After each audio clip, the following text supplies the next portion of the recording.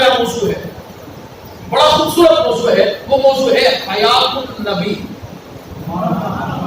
سارے کہتے سبحان اللہ۔ دیکھو بھائی ہمارا تو عقیدہ ہے، ہم تو یہی کہتے ہیں تو زندہ ہے واللہ، تو زندہ ہے واللہ، میرے چشم عالم سے چھپ جانے والا۔ ہمارا عقیدہ یہی ہے الحمدللہ۔ حضور اپنی قبر انور میں زندہ بھی ہے اور اپنے غلاموں کو دیکھ بھی رہے ہیں۔ ہمارا عقیدہ حضور کے حیات میں کیا ہے کہ ہم انشاءاللہ آگے بیان کریں گے، لیکن ہمیں سب سے پہلے اس بات کو سمجھنا ہے کہ موت کہتے کسے؟ جب تک ہم اس بات کو نہیں سمجھیں گے نا تب تک ہم اپنے موقف اور اپنے بات پر نہ دلیل قائم کر سکتے ہیں اور نہ ہی اس بات کو مکمل طور پر سمجھا سکتے ہیں یا سمجھ سکتے ہیں۔ موت کسے کہتے ہیں؟ سب سے پہلے اس بات کو سمجھیں۔ موت سے مراد یہ نہیں کہ بندہ فنا ہو گیا، مٹ گیا، مٹی میں مل گیا، اب کچھ کرنے کے قابل نہیں۔ موت کا مطلب یہ نہیں۔ علامہ عینی علیہ الرحمہ شرح بخاری شریف میں ارشاد فرماتے ہیں الموت لیس بعدم، فرماتے ہیں موت کا معنی یہ نہیں کہ بندہ ختم ہو گیا، موت کا معنی یہ نہیں کہ بندہ فنا ہو گیا، بلکہ فرماتے ہیں انما هو انتقال من دار الى دار، فرماتے ہیں موت کا مطلب یہ ہے کہ بندہ منتقل ہو گیا ایک عالم سے دوسرے عالم کی طرف۔ بات کلیئر ہے؟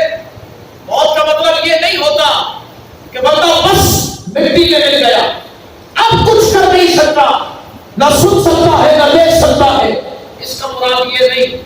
اگر یہی مراد ہوتی حضور نبی کریم علیہ السلام کا تو فرمان معظم ہے، حضور فرماتے ہیں جب بندے کی روح نکالی جاتی ہے تو وہ دیکھ رہا ہوتا ہے کہ اسے غسل کون دے رہا، وہ دیکھ رہا ہوتا ہے کہ اسے قبر میں کون اتار رہا ہے، اور وہ دیکھ رہا ہوتا ہے کہ اس کی قبر سے قبر کے پاس کون آیا ہے اور اس کی قبر کو پیچھے پیٹ کرتے ہوئے کون جا رہا ہے۔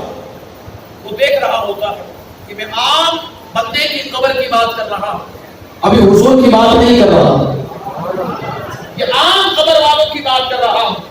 جب عام بندہ مومن قبر میں جاتا ہے اس کا حال کیا ہوتا ہے؟ وہ غسل دینے والے کو بھی دیکھ رہا ہوتا ہے، وہ کفن پہنانے والے کو بھی دیکھ رہا ہوتا ہے، وہ یہ بھی دیکھ رہا ہوتا ہے کہ اسے قبر میں کون اتار رہا ہے۔ بس یہیں تک نہیں بلکہ وہ یہ بھی دیکھتا ہے کہ اس کی قبر کے پاس آ کر کون کھڑا ہے، مٹی کے اندر ہے، اوپر سیل ہے، پھر پیک کیا جا رہا ہے، لیکن کمال ہے اس کی نظر کا قبر کے اندر ہے، لیکن یہ بھی دیکھ رہا ہے قبر کے اوپر کون کون آیا ہوا ہے۔ یہ عام بندہ ہے۔ اور پھر حضور فرماتے ہیں جب کسی قبر والے کے پاس جاؤ نا تو اس سے سلام کرنا، مخاطب کرنا، اس کا نام لینا، پھر اسے کہنا السلام علیکم۔ یہ حضور فرما رہے ہیں اے قبر والے تجھے سلام ہو۔ حضور فرماتے ہیں جب وہ سلام کرتا ہے تو سلام کرنے والے کو وہ قبر والا دیکھتا بھی ہے اور پہچان بھی لیتا ہے۔ یہ ہے عام بندے کی قبر کا حال۔ تو یہاں سے یہ بات کلیئر ہو گئی، پتا چل گئی کہ بندہ جب قبر میں جاتا ہے روح نکالی جاتی ہے تو اس کا مطلب یہ نہیں کہ وہ فنا ہو گیا، مر کر مٹی میں مل گیا، اب کچھ نہیں کر سکتا، نہیں، بلکہ اس کی یہ حال ہوتا ہے کہ وہ دیکھ رہا ہوتا ہے، وہ سن رہا ہوتا ہے۔ حتیٰ کہ دیکھیں نا پہچاننے کا تعلق کس سے ہے؟ پہچاننے کا تعلق عقل سے ہے۔ مرنے کے بعد عقل اتنی سلامت رہتی ہے کہ بندہ آنے والے کو دیکھتا بھی ہے اور دیکھ کر پہچان بھی دیتا ہے۔ یہ تو عام قبر والے کا معاملہ ہے۔ ذرا سوچو نا مصطفیٰ کریم علیہ الصلوۃ والسلام کا عالم کیا ہوگا۔ حضور کی بارگاہ میں کوئی جائے اور سلام پیش کرے، کیا حضور اپنے غلاموں کو دیکھتے نہیں ہوں گے؟ حضور پہچانتے نہیں ہوں گے؟ اور جب وہ مانگتا ہوگا تو کیا حضور اسے عطا نہیں فرماتے ہوں گے؟ اب آئے ہماری دلیل کیا ہے، ہمارا موقف کیا ہے اس حوالے سے؟ حضور نبی کریم علیہ الصلوۃ والسلام زندہ ہے، اس سے مراد کیا؟ ہم سے کہا جب آپ کہیں گے نا حضور زندہ ہے تو کہیں گے بتاؤ پھر کفن نہیں پہنا گیا حضور کو، آپ بتاؤ جنازہ نہیں پڑھا گیا حضور کا، تو کو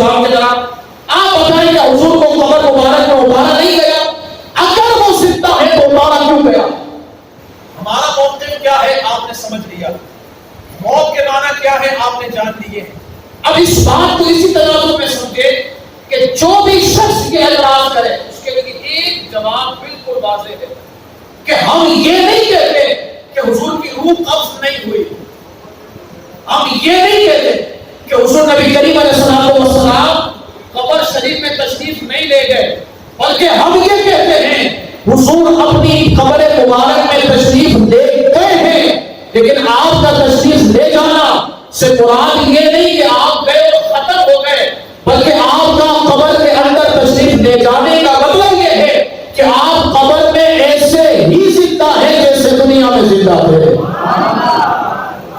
اب دلیل کیا ہے؟ دلیل سنیں، قرآن مجید فرقان حمید کا پارہ نمبر 5، رب تعالیٰ قرآن مجید فرقان حمید میں ارشاد فرماتا ہے وَلَوْ أَنَّهُمْ إِذْ ظَلَمُوا أَنفُسَهُمْ جَاءُوكَ فَاسْتَغْفَرُوا اللَّهَ وَاسْتَغْفَرَ لَهُمُ الرَّسُولُ لَوَجَدُوا اللَّهَ تَوَّابًا رَحِيمًا۔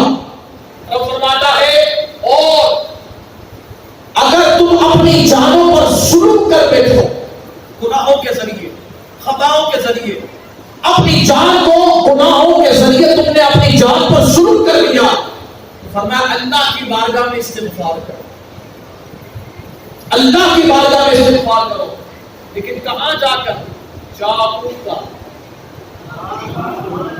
تمہارے پاس آئے، محبوب جان پر وہ اپنی ظلم کریں اور آئے تمہارے پاس، اور تمہارے پاس آ کر مجھ سے استغفار کریں، اور اے محبوب فاستغفر اللہ واستغفر لهم الرسول، اور اے محبوب آپ بھی ان کی طرف سے استغفار کریں، وہ پہلے اپنے لیے توبہ کریں پھر آپ ان کی سفارش کریں۔ یہ ترتیب دیکھیں قرآن کی ہے، اے محبوب اگر کوئی شخص اپنی جان پر ظلم کر لے تو آئے تمہارے پاس، اللہ سے استغفار کرے، اور محبوب آپ بھی اس کے لیے سفارش کر دیں۔ آگے فرمایا وجد اللہ توابا رحیما، تو تحقیق اللہ کو خوب توبہ قبول کرنے والا پائیں گے۔ اب دیکھیں نا یہاں پر کمال نہیں ہو گیا، اللہ فرما رہا ہے آپ کے پاس آئیں، حضور کے پاس جائیں اور حضور استغفار کریں۔ کوئی کہہ سکتا ہے کہ یہ تو اس وقت کی بات ہے جب حضور دنیا میں تشریف فرما تھے، حیات ظاہری سے متصف تھے، تو ہم یہ کہتے دیکھیں قرآن کی آیت سے مطلق، قرآن میں یہ نہیں کہا گیا کہ جب تک حیات تھے تب تک آئے آپ کے پاس، حیات کے بعد نہ آئے، یہ نہیں کہا گیا، بلکہ فرمایا آپ دنیا میں حیات ہو تب بھی آپ کے پاس آئے، آپ دنیا سے تشریف لے جائیں تب بھی آپ کے پاس آئے، اور پھر وہ اللہ کی بارگاہ میں استغفار کرے اور آپ ان کے لیے استغفار کر دیں تو اللہ تعالیٰ کی توبہ کو قبول فرما دے گا۔ یہ قرآن ہمیں بتا رہا ہے واضح طور پر۔ اچھا اس پر دلیل کیا ہے؟ کیا یہ بات صرف ہم ہی نے سمجھی ہے؟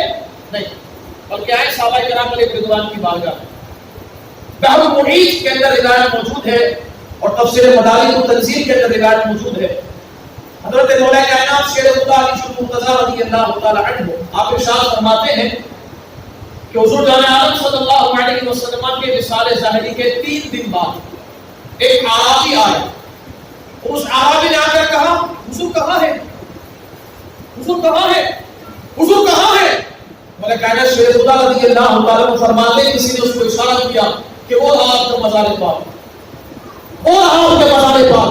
اب وہ اعرابی جاتا ہے حضور کے مزار پاک پر اور قدموں کے پاس بیٹھ جاتا ہے اور بیٹھ کر کہتا ہے وَلَوْ أَنَّهُمْ إِذْ ظَلَمُوا أَنفُسَهُمْ جَاءُوكَ۔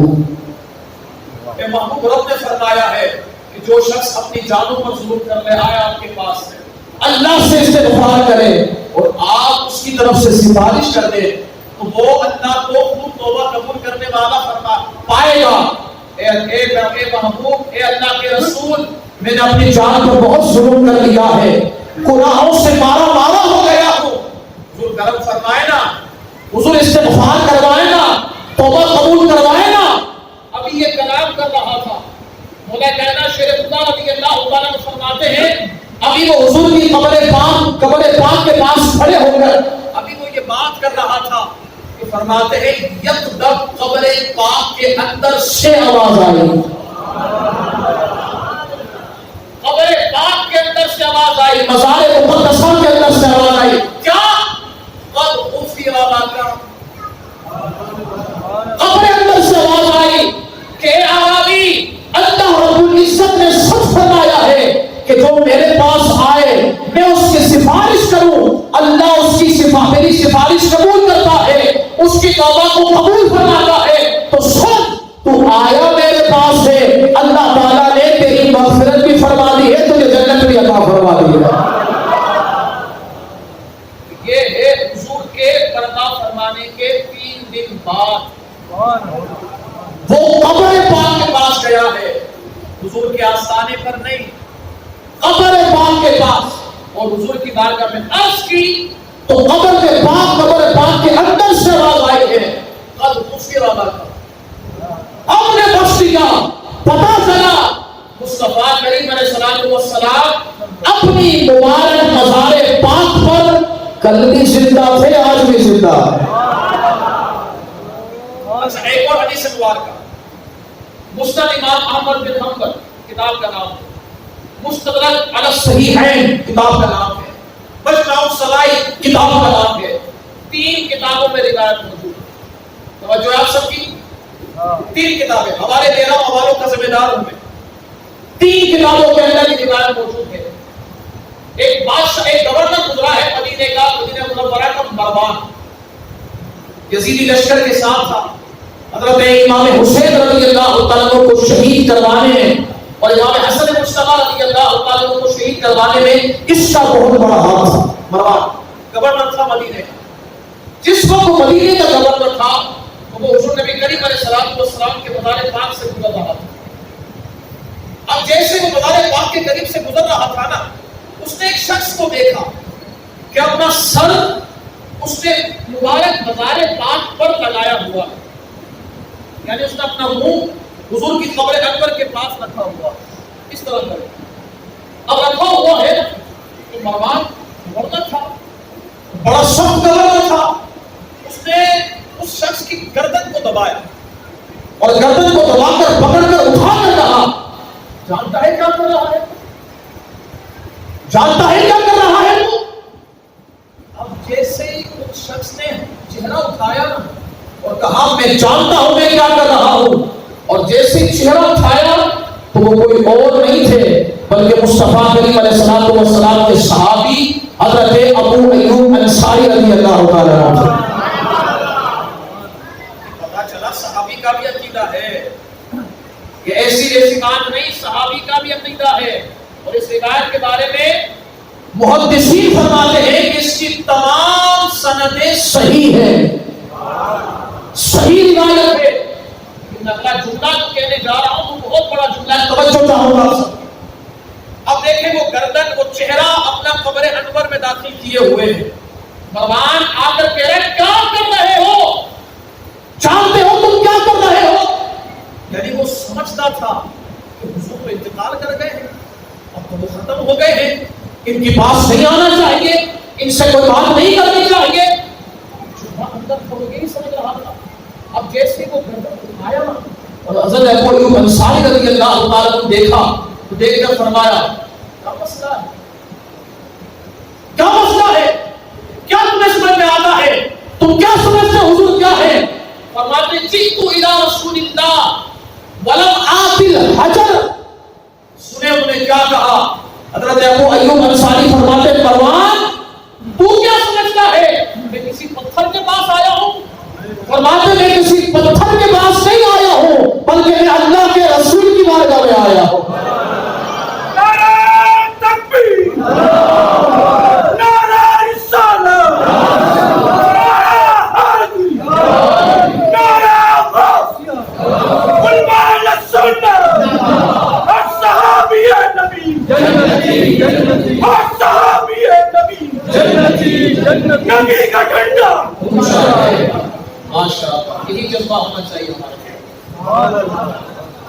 پتا کیا چلا صحابی کا بھی یہی عقیدہ ہے، تو زندہ ہے واللہ، تو زندہ ہے واللہ، یہی چشم عالم سے چھپ جانے والا ہے۔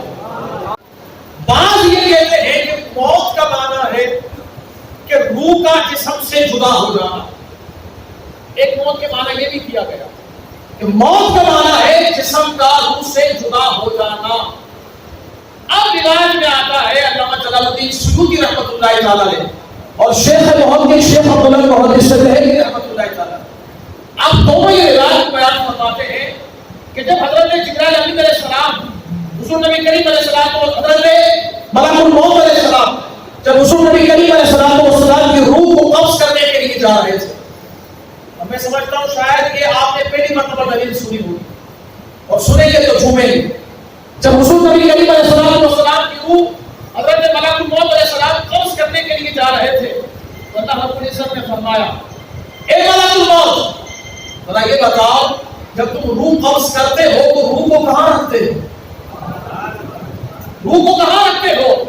اس کی حضور ہم یہ دیکھتے ہیں کہ اگر مومن ہے تو اس کے جسم سے اعلیٰ جگہ پر اس کی روح کو رکھتے ہیں.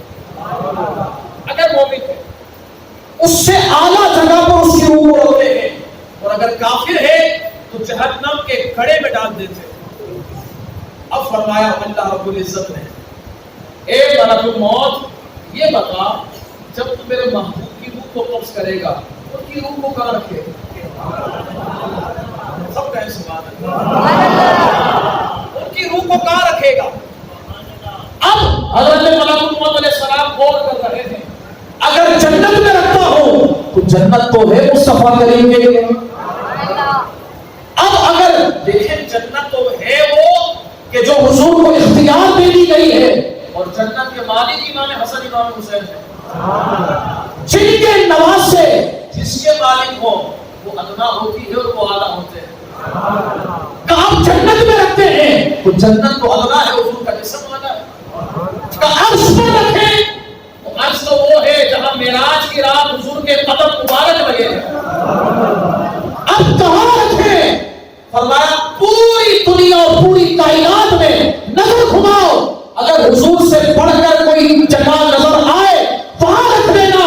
ملک الموت علیہ السلام کہتے ہیں حضور اللہ رب العزت کی بارگاہ میں مولا کوئی جگہ ملی نہیں. فرمایا پھر جاؤ وعدے کے مطابق روح کو نکال کر اور روح کو پھر تمہارے مصطفیٰ کریم کے جسم پاک میں داخل کر دو.